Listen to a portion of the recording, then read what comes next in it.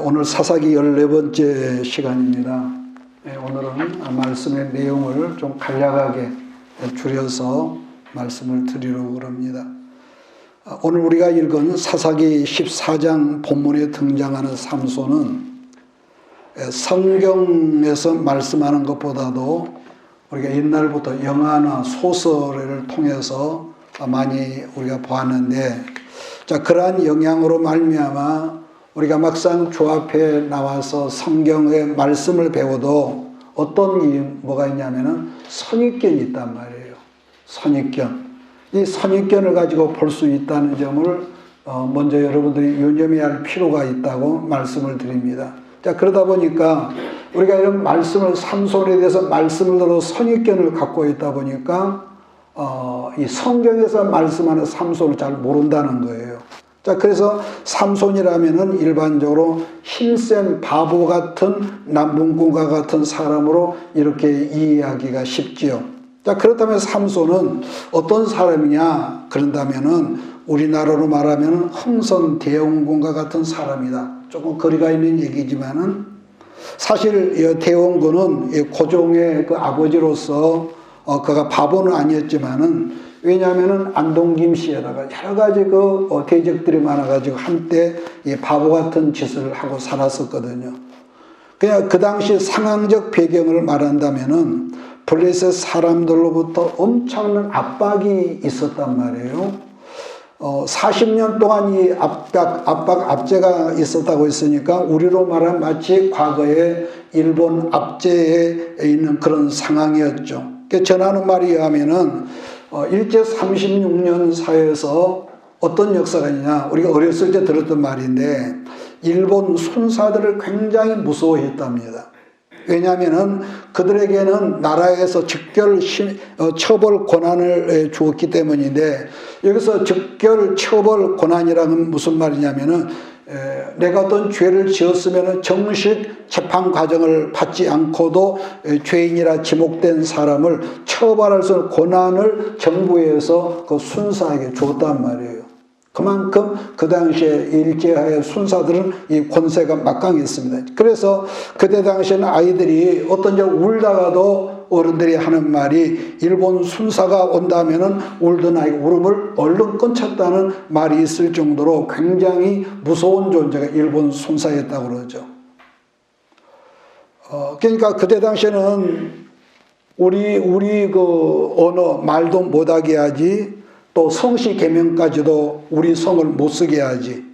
그랬으니 얼마나 힘든 세상을 우리 그 선배들, 선조들이 살았는데, 그런데 오늘 본문 배경을 보면은 이스라엘 민족이 하나님 앞에 범죄함으로 말미암아 하필이면은 점점 악독한 이 블레셋 이방 사람들에게 40년 동안 이렇게 넘겨줬다는 거죠. 넘겨줬다. 늘 제가 말하지만은 하나님은 자기의 백성들이 범죄하면은 깨닫지 못하고 회개하지 못하면 직접 징계하시는 엉뚱한 환경을 통해서 아프게 하고, 내가 깨달아야 돼, 내가 깨닫지 못하니까 내 자식들이라든가 여러 가지 환경을 통해서 깨닫게 하고, 깨달으면 간단한데 이걸 모르기 때문에 다른 성경에는 부르짖었다고 하는데 이 사사 삼손이 등장할 무렵에는 그렇게 힘든 상황에 부르짖었다는 그런 내용이 없단 말이에요. 그러다 보니까 하나님께서 아예 내버려 두니까 얼마나 지도가 시달림을 당하고 있었던 것인데, 그런 상황 속에서 삼손이 이제 태어난 거죠. 마치 애굽에서 이스라엘 사람들이 하나님께서 아브라함에게 약속한 400년 세월이 돼가는데도 꿈쩍을 안 하는 거예요. 아주 거기서 살려고 그러니까 하나님께서 그들로 하여금 어떻게 하면 환경 속에 애굽의 바로왕의 마음을 강팍게 하고 애굽 사람들의 마음을 싸나게 해서 엄청난 압박을 가하니까, 그러니까 사람은요 그때나 지금이나 여러분 어떤 살아가는 환경은 다를지라도 어려움을 당하지 않으면은요 하나님을 부르짖는다는 게 없어. 이건 이 망고불변의 공식입니다. 그러니까 그러다 보니 종교가 되는 거고, 예수를 믿어도 여전히 세상 사람과 다른 게 없고, 이런 뭐가 있다 보니 항상 하나님의 백성들이 소금이지만은 소금의 맛을 잃어버린다는 예수님의 우리가 책망을 생각할 수가 있습니다. 그래서 작은 사건을 통해 얼른 정신 차리고 이건 하나님의 사인이다. 그래서 회개하고 무릎 꿇고 잡아가면은 그 어떤 그 답답하고 어두운 영계가 쓱 지나가는데 그게 아니면은 꼭 그거를 깨닫게 하기까지 아프게 하고 눈물 나게 하고 억울하게 하고 별것도 아닌 일에 가슴 터지게 하고요. 그래서 이것을 우리는 그걸 모르고 저 사람 저놈 그러니까 이건 아직 이 철이 덜 든 사람인 것이죠. 그러니까 다시 반복하지만은 어려움을 당하니까 나중에는 어느 정도입니까? 애굽에서 아기를 낳았는데 아들을 낳으면은 죽여야 하고 나일을 강에 밥으로 던져야 하고 그 지독한 환경에 있다 보니까 여러분 출애굽기 성경에 막 시작에 뭐가 있습니까? 부르짖었더라. 자, 그러므로 일반적으로 알고 있는 우리가 어렸을 때 이 소설이나 어떤 드라마나 영화를 통해서 우리가 알았던 삼손은 여자에게 빠져서 여자 때문에 망한 사사라고 우리는 그렇게 알거든요. 또 주일학교나 우리가 성장할 때 그렇게 또 배웠으니까요. 그런데 우리가 성경을 바로 보면 그렇지 않다는 거예요. 그래서 오늘 짧은 시간이지만 이런 선입관을 다 내려놓고 아멘할 수 있는 여러분 모두가 되기를 바랍니다. 자, 그러면 오늘 제가 어떻게 시작부터 이렇게 말할 수 있냐 한다면은 여러분 14장 4절 말씀을 보면은요. 이런 말이 있습니다. 삼손이 틈을 타서 블레셋 사람을 치려하였으나 그의 부모는 이 일이 그 다음에 뭐죠? 여호와께로부터 나온 것인 줄 알지 못하였더라. 다시 이 말씀을 드린다면 삼손은 그렇게 살다가 그렇게 죽도록 하나님께서 처음부터 세팅이 된 사람이었다는 거죠. 그렇게. 왜냐하면 그 모든 삼손의 삶을 주관한 것은 일탈된 삼손의 감정이나 어떤 그런 성품이 아니라 주의 성령으로 말미암아 그렇게 했다는. 왜 그렇게 말씀할 수 있냐면은 13장 25절을 찾아서 읽으면서 오늘 14장으로 들어갑니다. 사사기 13장 25절 같이 읽습니다. 소라와 에스더월 사이 마네단에서 여호와의 영이 그를 움직이기 시작하셨더라. 이거거든요. 그때부터 여호와의 영이 삼손을 움직이기 시작하셨다. 그러면서 14장 말씀이 열려주고 있기 때문에 삼손의 그런 모든 행동들은 어떻게 된 거냐? 하나님의 영이신 성령께서 그렇게 주관하셨다라고 말씀할 수 있다는 것이죠. 자, 그런 점에서 기도원의 경우는 사사기 6장 7장을 참고한다면 주의 영이신 성령께서 임하니까 기도원에게 어떤 역사가 임했다고 그랬습니까? 전국에서 32,000명이 여러분 몰려들어도 성경은 그렇게 말씀하죠. 자, 그러나 본장인 14장의 상황에서는 블레셋 사람들의 압박이 얼마나 심했던지 그 당시에 삼손에게 협력할 만한 그런 사람이 없었다는 걸 보여주고 있는데 한마디로요 어떤 틈이 없었던 거예요. 얼마나 압제가 심했던지. 그랬기 때문에 삼손에게 성령이 임했을 때에 제일 먼저 한 일이 뭐냐 하면은 블레셋 사람을 치기 위해서 틈을 찾고 있었다고 성경은 그렇게 시작을 한다는 거죠. 그래서 삼손에게 주의 영이 임한 다음에 블레셋의 딥나란 마을에 갔더니 자기 마음에 쏙 드는 그 여자가 눈에 왔다는 거죠. 이렇게 해서 삼손의 사역이 여러분이 시작을 하고 있는데, 그런데 여기서 볼 때 그랬으니 그 아버지가 다른 건 몰라도 삼손이 태어나기 전부터도 하나님의 여호와의 그 천사로부터 네 아들은 이러이러한 죽을 때까지 그럴 거다 계시를 받았다면, 그러니 삼손의 아버지가 얼마나 반대하지 않았겠어. 너는 나실인인데 어떻게 해서 이방 결혼을 하려고 하니, 그래서 반대를 했다는 거예요. 그렇다면 삼손은 그걸 모르고 밀고 나갔을까? 부모가 반대하는 걸 뻔히 알고 한 일이라는 것인데, 그래서 진짜 내용은 자기 부모에게도 그런 모든 것을 설명하지 않았다는 것을 우리가 본문 성경에서 본단 말이에요. 그런데 이런 내용의 스토리는 여기서는 목사가 만든 것이 아니라 성경이 우리에게 그렇게 말씀을 해주고 있다는 거죠. 자, 1절로 3절을 우리가 같이 읽겠습니다. 시작. 삼손이 딥나에 내려가서 거기서 블레셋 사람의 딸 중에서 한 여자를 보고 올라와서 자기 부모에게 말하 이르되 내가 딥나에서 블레셋 사람의 딸들 중에서 한 여자를 보았사오니 이제 그를 맞이하여 내 아내로 삼게 하소서 하며 그의 부모가 그에게 이르되 내 형제들의 딸들 중에서 내 백성 중에 어찌 여자가 없어서 네가 할례받지 아니한 블레셋 사람에게 가서 아내를 맞이려 하느냐 하니 삼손이 그의 아버지에게 이르되 내가 그 여자를 좋아하오니 나를 위하여 그 여자를 데려오소서 하니라. 조금 전에 제가 사절을 언급했지만요, 그 모든 걸 주도하는 것은 삼손의 일탈된 어떤 감정적인 행동이 아니라 하나님께서 그렇게 작전을 이렇게 해 나가셨다. 이것을 잠깐 이제 무대를 바꾸면은 다니엘이 바벨론의 포로로 잡혀갔을 때도 그 나라가 바벨론 엄청 여러분 강하고 힘센 나라였단 말이에요. 그 당시는 모든 이 궁중에서 먹는 음식들은 먼저 우상에게 제사를 드린 음식이 아니라면은 궁중 안에 있는 사람들 먹지를 못하게 했단 말이에요. 그랬을 때에 우리 일반적인 보수적인 그런 상황 윤리로 그걸 말한다면은 항변할 수, 어떻게 다니엘 같은 사람이 그럴 수 있었겠냐 했겠지만은 성경은 말하기 뭐예요? 뜻을 정하여 기도하면서 아리옥이라는 왕의 니시에게 찾아가서 한다는 말이 우리를 그냥 이렇게 채소만 먹게 좀 해줄 수 없겠습니까? 그랬을 때 아리옥이 뭐죠? 난색을 하죠. 왕이 내려준 진미를 먹지 않고 다른 걸 먹으면 자기 목이 날아가니까 거절을 하니까 다니엘이 그렇다면은 열흘 동안만 우리를 시험하셔서 다른 아이들과 우리 그 아이들보다 더 나으면은 우리에게 그냥 주십시오. 그러니까 어떻게 됩니까? 왕이 다니엘과 내 친구에게 주는 음식은 니시가 가져가고 엉뚱하게 채식만 먹었단 말이에요.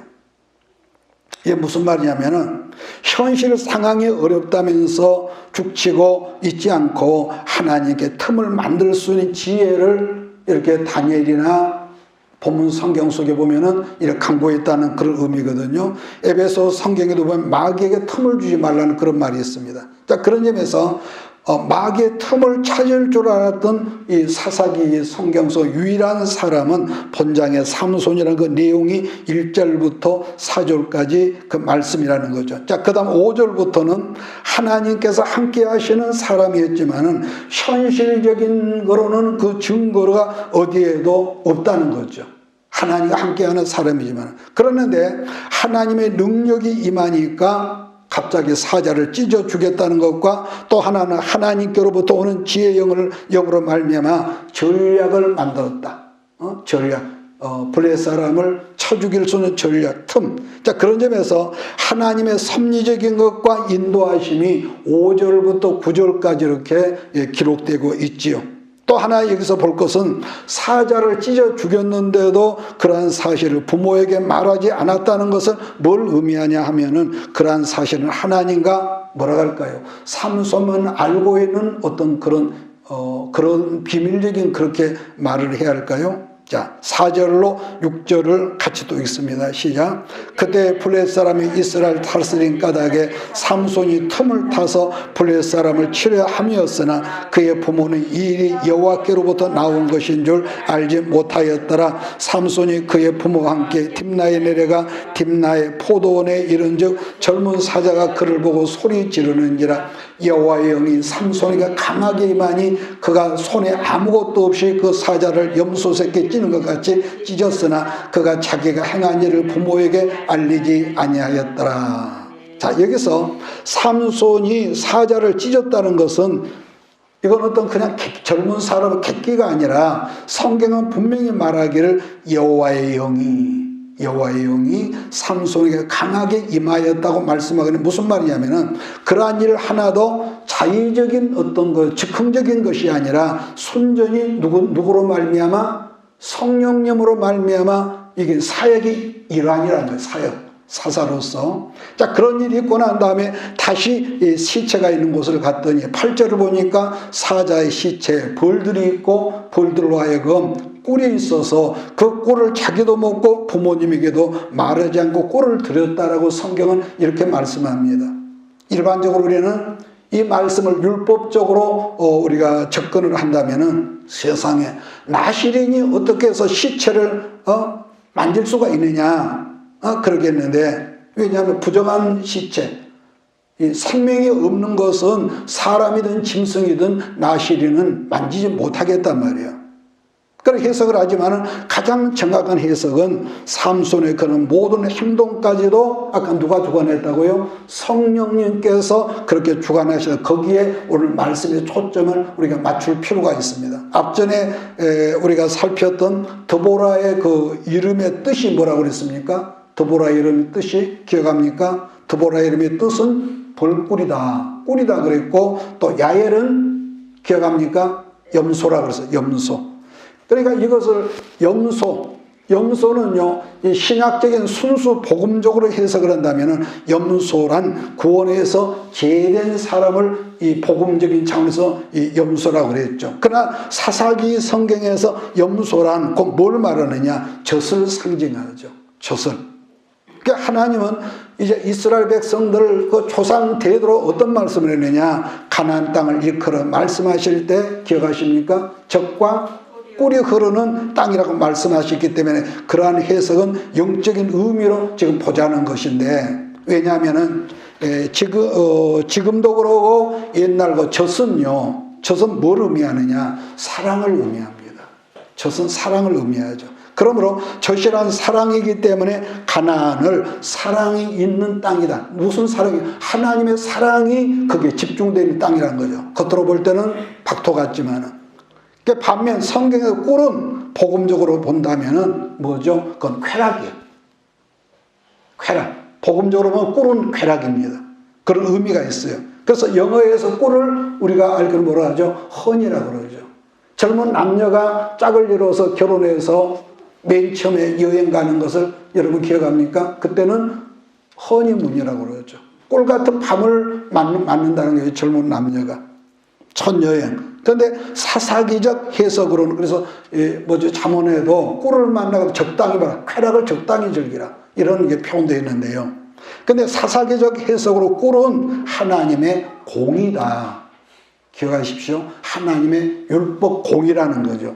그러니까 그렇기 때문에 율법에서는 네 주변에 가난한 사람이 없게 하라고 말씀하셨고, 그 다음으로 네 주변에 억울한 사람이 없게 하라고 말씀했기 때문에, 그래서 예수 믿는 사람들이 말씀 안에서 우리가 복을 받아도 겁나게 많이 받아야 할 이유가 있고 필요가 있습니다. 맞습니까? 네 주변에 가난한 사람이 없게 하고 네 주변에 억울한 사람이 없게 하라는 것이 율법이라는 거죠. 그러나 지금 상황은 곧 하나님의 공의와 정의를 없단 말이에요. 왜? 블레셋 이방 사람들로 하여금 그 모든 걸 깨버렸으니까. 압제당하고 있는 그들은 무슨 정의가 있고 공의가 있겠냔 말이에요. 다시 말하면은 사사기에서 꿀이란 드보라에게서 강조해야 정의를 세우라는 뜻이란 것인데, 즉 블레셋 악한 자들을 물리치고 하나님의 정의를 다시 세우라는 하나의 사인적인 사건이었다는 것. 자, 그러면 사자라고 우리가 생각하면은 뭐죠? 짐승 중에 사자는 왕이죠. 그런데 지금 블레셋은 이스라엘 눈앞에서 마치 사자와 같은 엄청난 존재야. 어떻게 할 수도 없는 존재였지만 하나님은 삼손을 통해서 그들을 아까 뭐라 그랬죠? 찢으시겠다는 그런 이 사인이라는 것.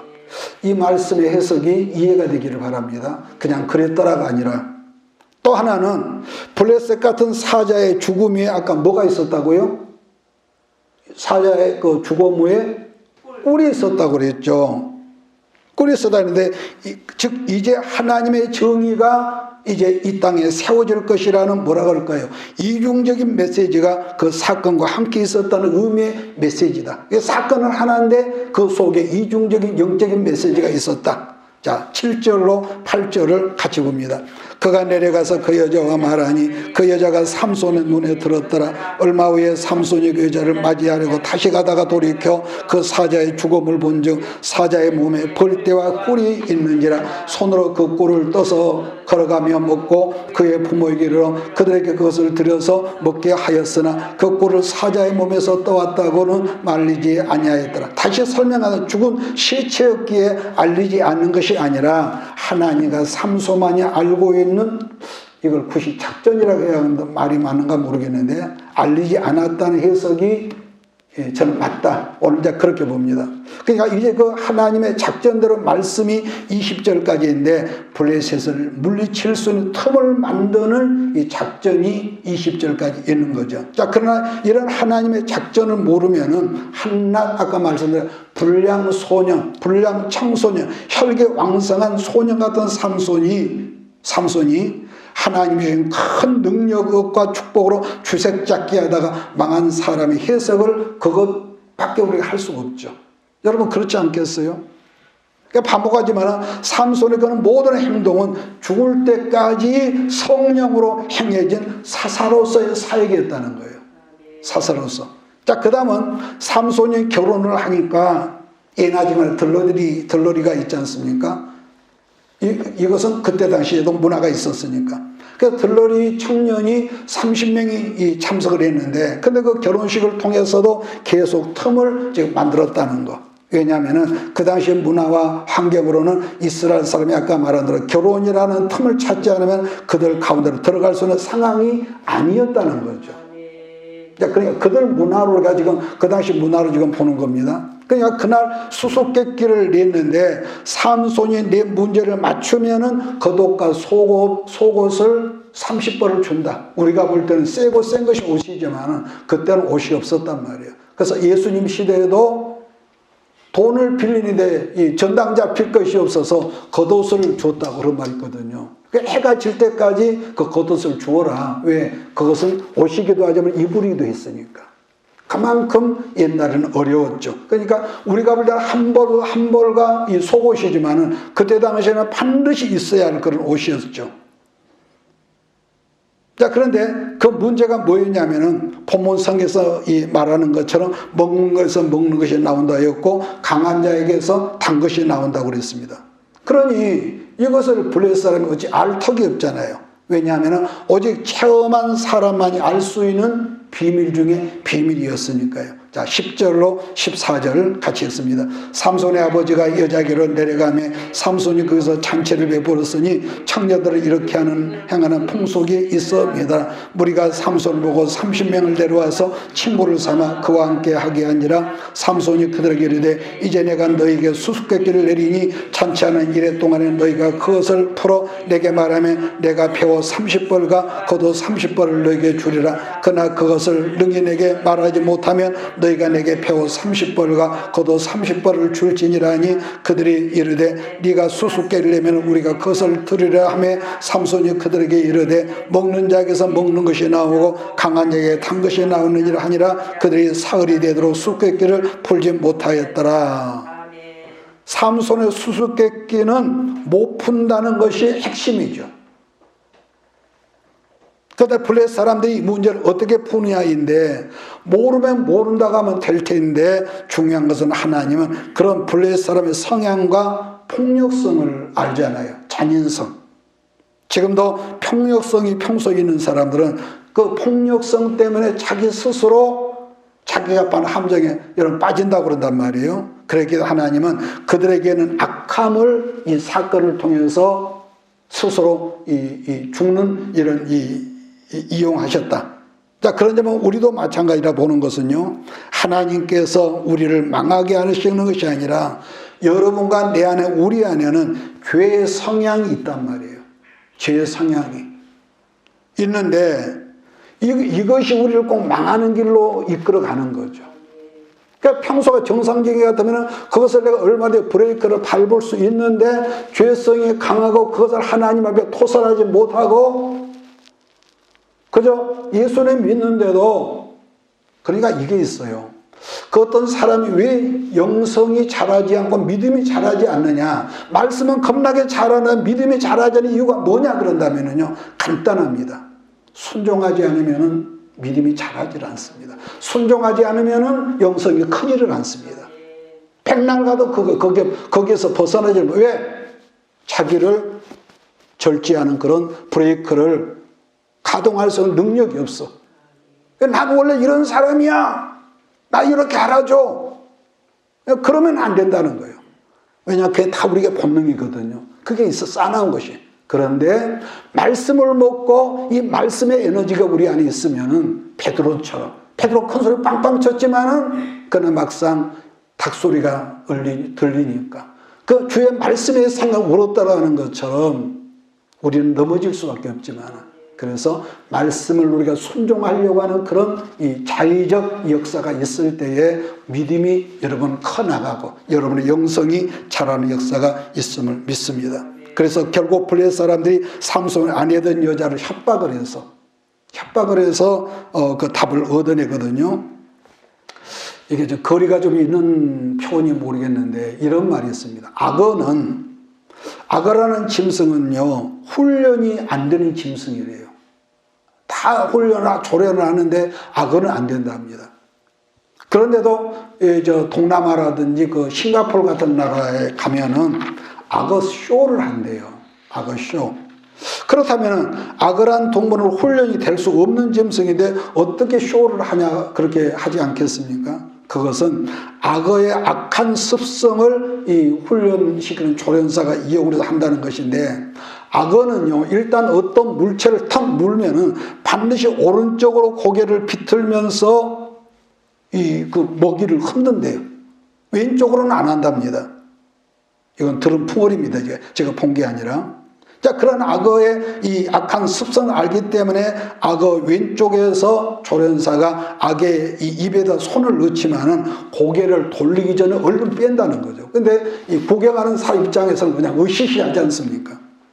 그러므로 쇼 진행자가 악어란 짐승의 습성을 알고 하니까 무시무시한 쇼가 된다는 것인데, 마찬가지로 사람은요, 아까 언급한 대로 여러분에게도 우리가 아무리 넥타이 있고 뭐 양복 입고 폼 잡죠, 우리에게는 악한 죄라는 게 독성이 있단 말이에요.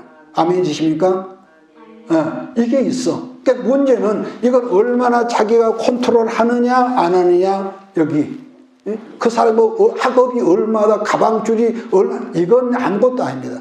그래서 그 양반의 영성은 얼마나 어떤 상황 속에 절제할 수 있는 능력이 있느냐에 따라서 그 사람의 영성의 그릇을 우리가 볼 수 있다는 것이죠.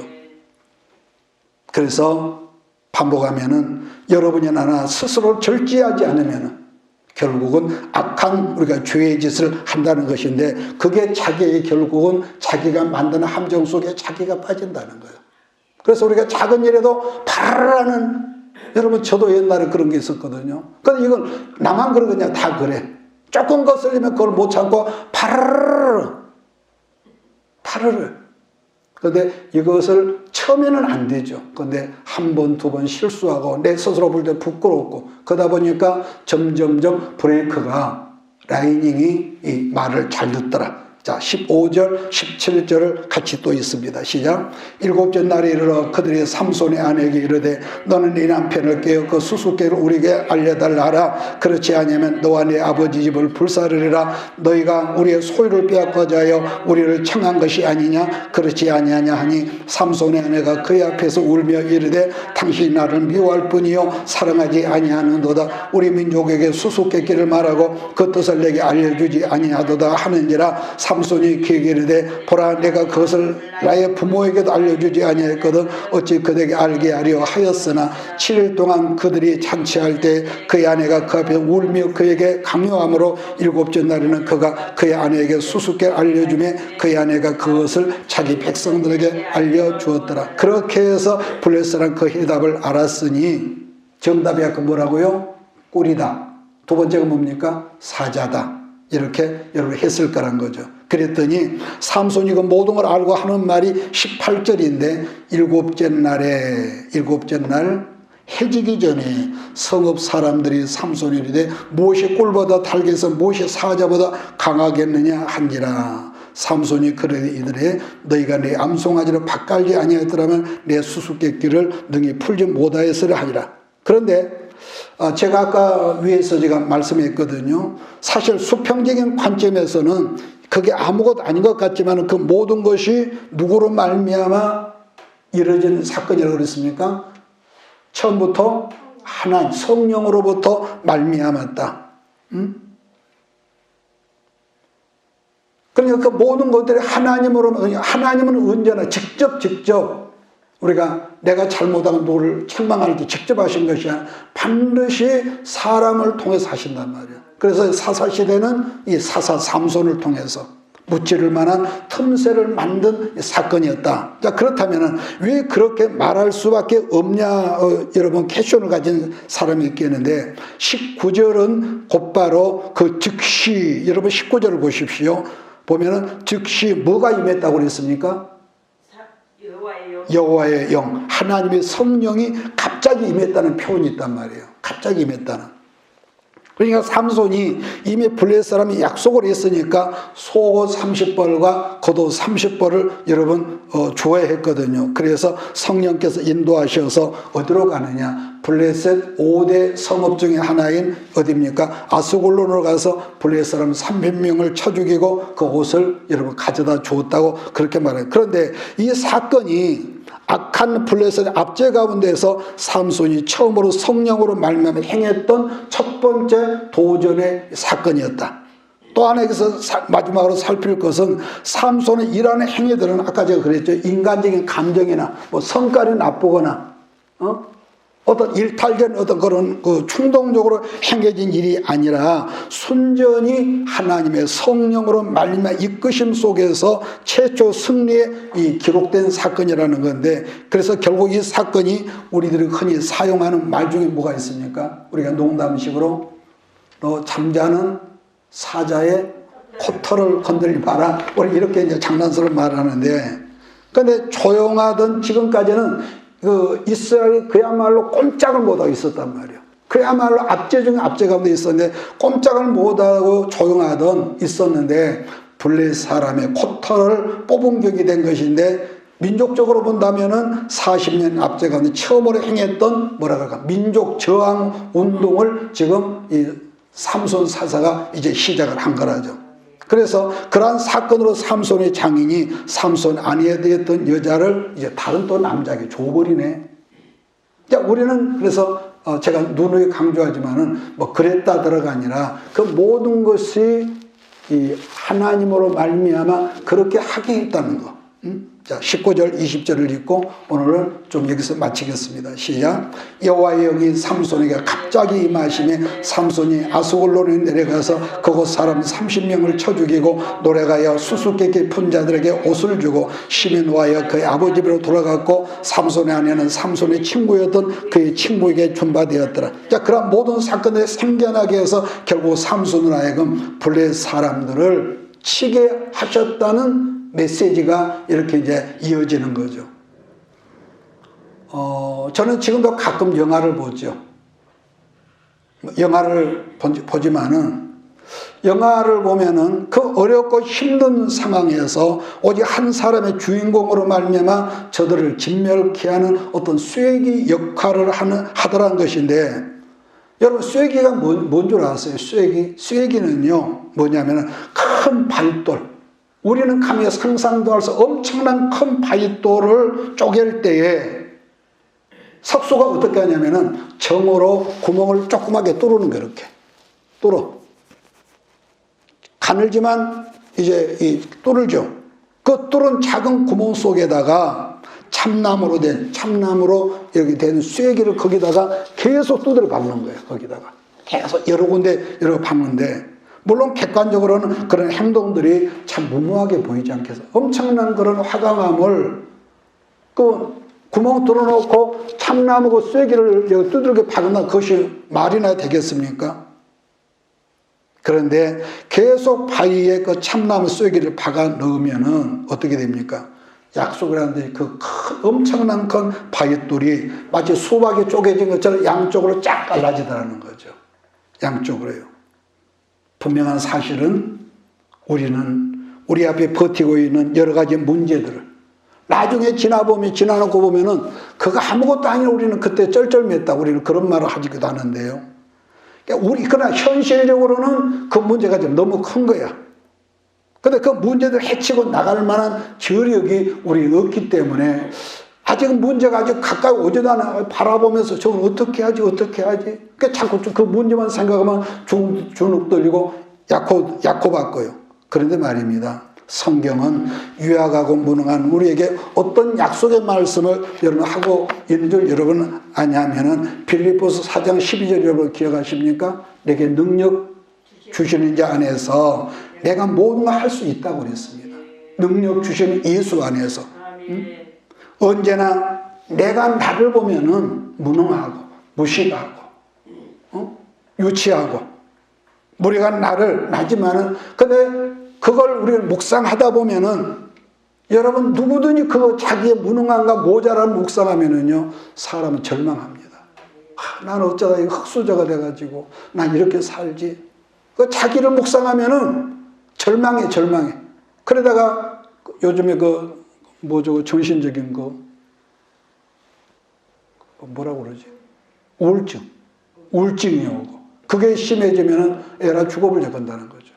그러니까 자기를 너무 과시한 것도 그것은 이 정신병 중에 하나지만은 너무 자기의 그 부족한 것을 묵상하면은요 자꾸 비관이 들어오고 낭망이 들어오고 여러분 그런단 말이에요. 그런데 똑같은 문제가 있지만은 그럼에도 불구하고 살아계신 하나님, 전능하신 하나님께 내 당면된 문제들을 가지고 기도의 자료로 나가면은 살아계신 하나님께서 오늘 삶 속에 말씀하셨던 응답의 역사가 한 주간 동안도 여러분에게 나타날 걸 믿습니다.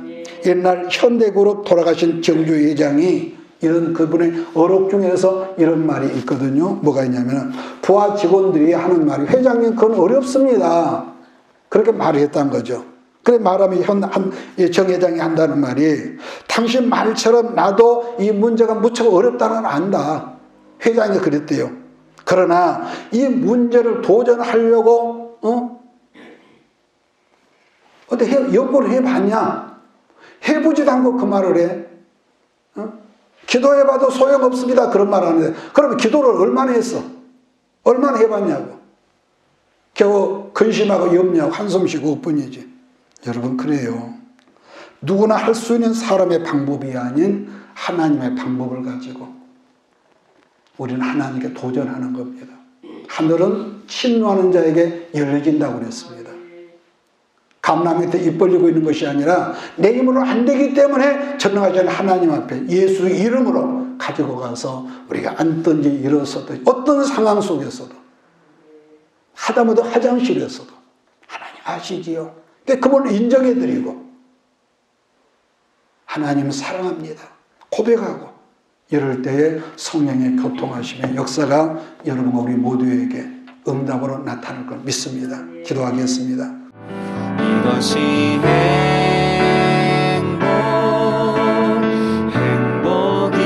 행복이라오. 세상은 알 수 없는 하나님 선물. 이것이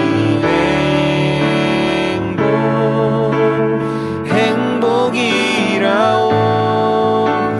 하나님의 자녀로 살아가는 것, 이것이 행복이라오. 이것이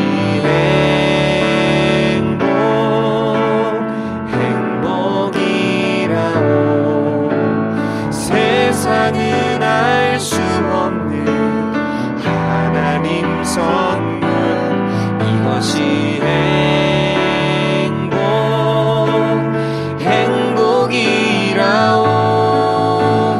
하나님의 자녀로 살아가는 것, 이것이 행복이라오.